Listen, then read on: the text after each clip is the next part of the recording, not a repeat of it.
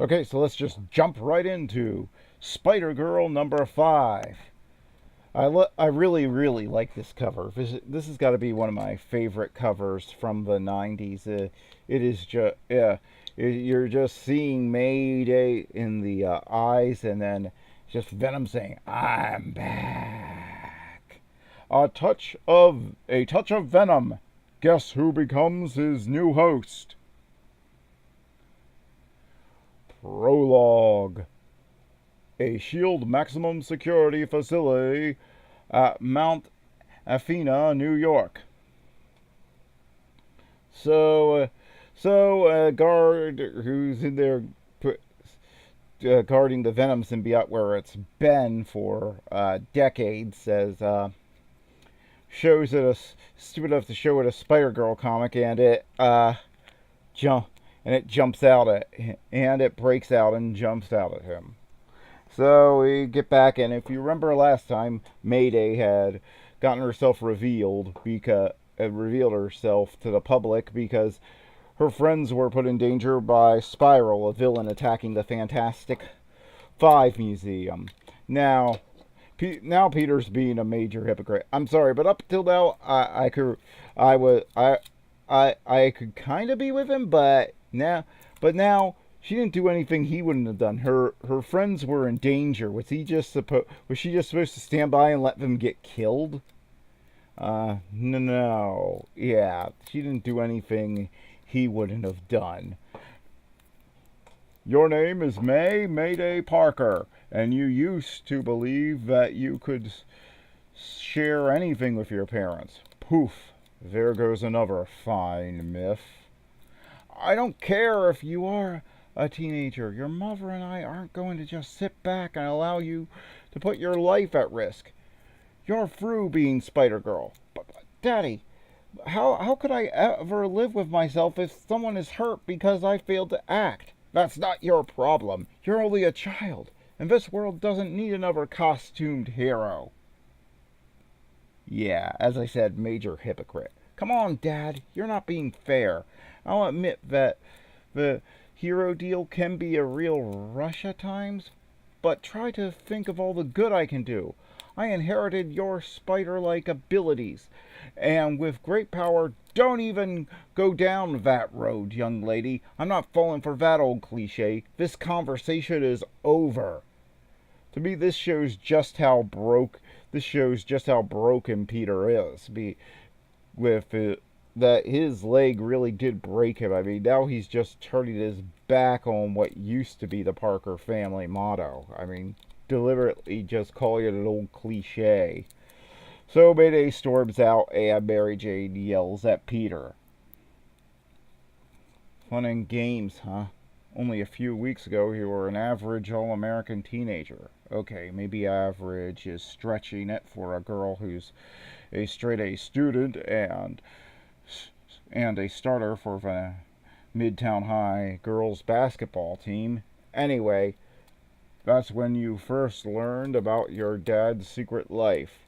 He used to be the original Spider-Man until a battle with a supervillain resulted in the loss of his right leg. Having recently discovered that you also had spider-like powers, you attempted to continue the family tradition. But your parents aren't pleased. In fact, your only supporter is your Uncle Phil, who, surprise, surprise, was once the costumed hero known as the Green Goblin. Sheesh. Is it any wonder you're drawn to the spandex life? You're at a crossroads, Miss Parker. Do you obey your parents and hang up your webs like a good little girl? Or... I can't believe you'd even consider allowing me to continue this madness. You're missing the point, Peter. I hate the very idea of it. Just like I hated it when you were Spider-Man. Yeah, that's another point. Peter's finally getting a taste of his own medicine for everything he put MJ through all those years. but I understand her desire to use her powers to help and protect those who might need a friendly neighborhood superhero. We raised her to have a good sense of responsibility. So we shouldn't be surprised that she wants to exercise it. But the danger, you might be able to lessen it by giving her the benefit of your experience. I know she's almost a grown woman, but May doesn't understand the true cost of playing hero. I'm missing a leg because I was out risking my neck when I should have been providing for my family. I have a responsibility to protect her from suffering the same fate or worse. But you're right, I should be able to communicate with my daughter without raising my voice. And I can also promise to listen, and I mean really listen, to whatever she has to say. That's all I ask.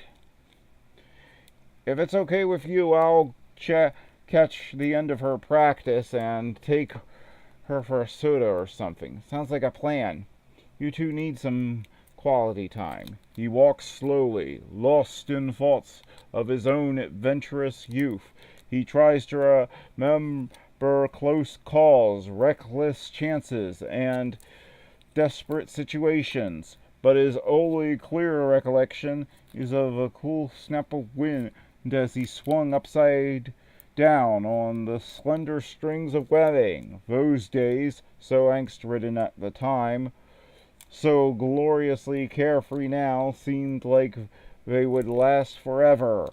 But his time as a costumed adventurer ended all too suddenly, and then he gets attacked by what is clearly the Venom symbiote.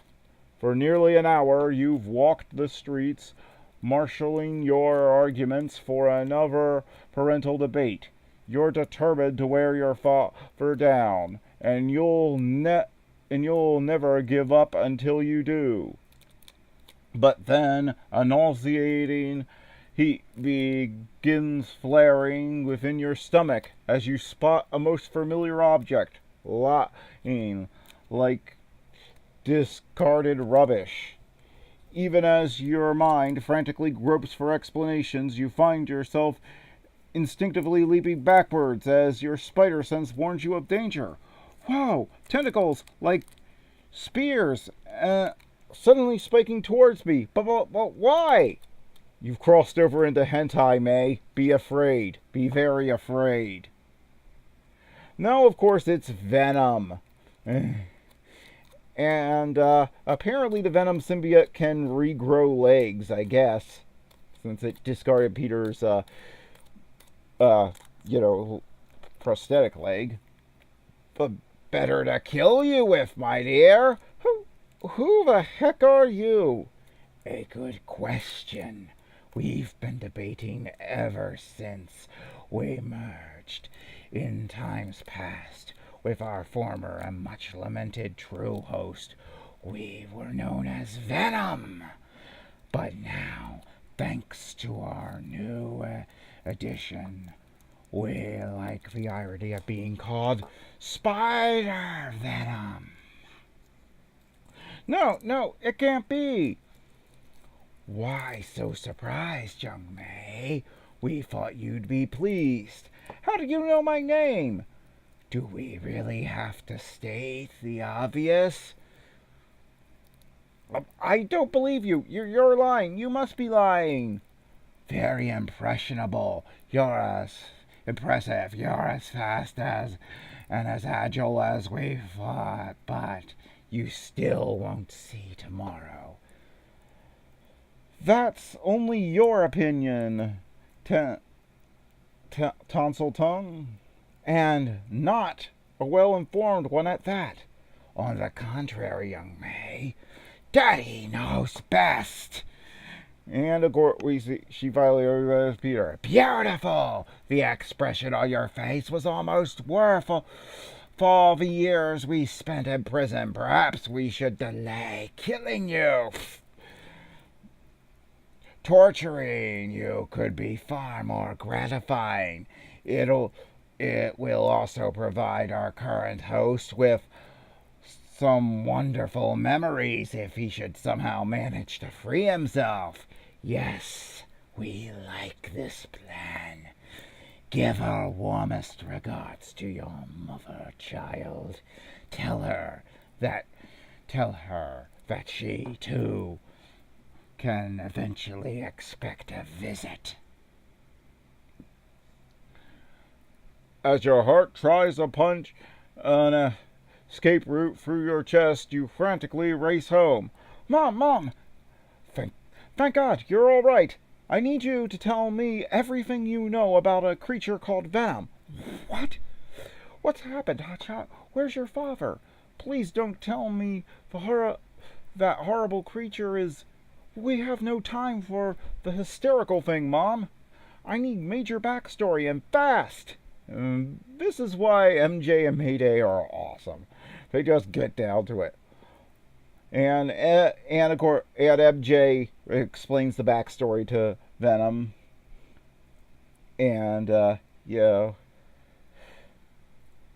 and she talks about calling the Fantastic Five. Mayday says that's her job. Me? I'm taking a different path. Are you insane, young lady? You know how your father feels about that ridiculous getup? Hey, I'm going to insult Ben Reilly. How many times did he save your life back during the Clone Saga? I kind of like that costume. Trust me, it's a lot more stylish than the outfit that's not wearing him. You mean... Oh, God. Don't worry, Mom. I'll find a way to save him. I swear I will. You? What makes you think I'll allow you to try? Just one thing. I could be Dad's only hope. So she goes to Ben Urich for help. And he reveals that Venom is weak against sonic attacks, and they talk again about the lunatic laugh he used to have back when he was the vigilante known as the Whaler. I have a hunch Venom is making up for lost time. You'll pay for your blatant disregard for the law. Whoa, what are you talking about? All I did was drop a candy wrapper. Littering may be petty crime to some, but not to Spider-Venom. Are we sure Venom didn't just bond with Barney Fife and not Peter Parker? And that's why obsessive-compulsive is highlighted in your bio. Where'd you come from? And why is everyone suddenly wearing webs? It's the latest fashion, and don't you know? Disobedient child! Now, Scoot, there's safer places. We knew you couldn't be trusted. You pause, wondering if this bitterness comes from Venom or your father. Good point. One of the things I've always felt is that Venom is only feeding off of the darker desires of the host. Yeah, Venom is pretty evil, but his evil seems to increase or decrease depending on who the host is and what they're feeling. So that to me indicates that at least some of this is coming from Peter, and that makes for a far more interesting story too. You are stubborn and defiant and must be punished. Dad, can you hear me? Dad, I'm here for you. For you. Don't fall for his mind games, Spider-Girl. He's only trying to distract you. On some level, you'd like to believe your Uncle Phil, but you can't. Come to Papa, little spider. You've been a naughty girl. If saving lives is your idea of unruly, I'm going to be a real disappointment to you. Smug, insubordinate, selfish child. We only wanted the best for you. It was our desire to nurture and protect you from monsters like us. Nice in theory, bad in practice. You should have listened to Daddy. You don't have the right stuff to be a hero. You aren't worthy of your webs. You struggle to stay focused on the fight, but his words rip right through you like barbed spikes. But But then an instant sound suddenly rivets your attention. A mocking laugh that grows louder and more intense with each passing moment until that noise is really beginning to annoy us. And not only does it cause us profound pain, but we hate being laughed at. Uncle Phil! So Spider-Venom tosses the car into Uncle Phil. You killed him! Murderer! Murdered him without a second thought. At last she begins to understand. Behold the loss of innocence. We truly wish we could have spared you this moment, because we value innocence above all else. Liar, you butchered my uncle. You would have executed that other man over a stupid candy wrapper. You are Psycho City. No, our methods may seem harsh, but that's only because of Spider-Man and You have the nerve to blame my father? You were also innocent until he ruined our we were also innocent until he ruined our lives and allowed us to be separated from our beloved Eddie. We were forced to suffer alone and in prison after Brock's death, but we will have revenge. And by his old hat, Spider-Man will lose his precious daughter.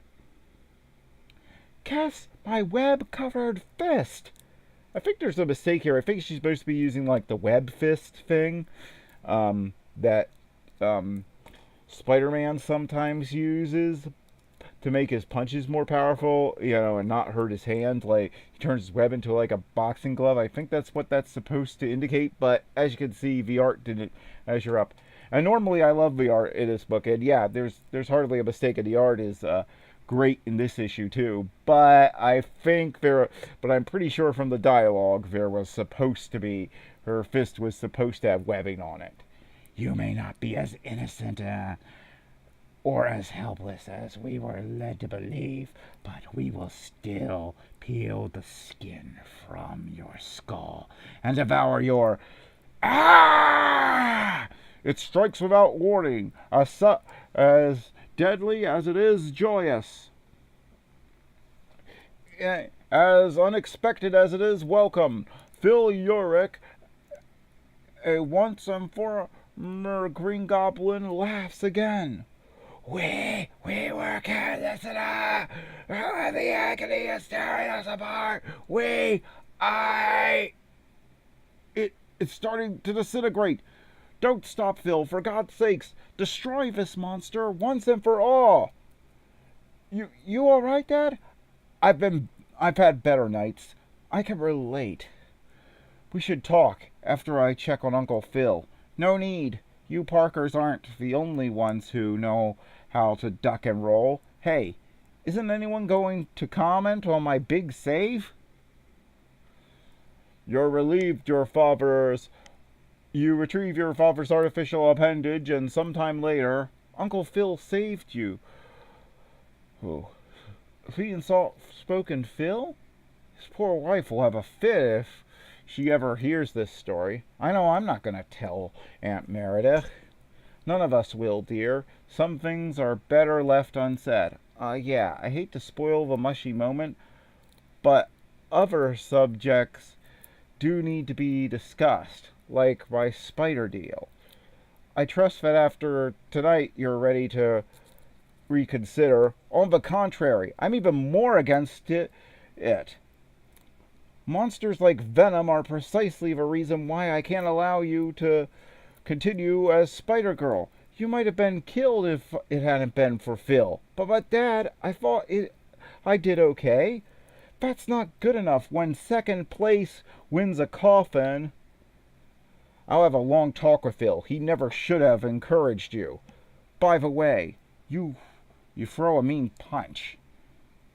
So Peter and Phil have a conversation, and again, I think Peter's being a major hypocrite here. But that'll be ending soon. But the upshot of the conversation is that the way he words telling Phil to stop training May, Phil thinks that he's just supposed to do it in secret. So so yeah, Venom is locked up and everything seems fine. And Phil tells Mayday that he'll start training her to be a hero. And May knows that it must have been a mix-up, but she's not about to correct that mistake. So that's the end of that. This is a really good issue of Spider-Girl. It really brings the family issues to the forefront, and it gives us a good mix of the whole family and bringing Phil into it more, who is one of my favorite supporting characters in all of Spider-Man, thanks to this book, and it just hits all the right buttons for me. So that's why I give it a 9 out of 10. It's a really good issue and well worth reading. And next, we look out for a new hero, Lady Hawk, in the next issue. So see you then.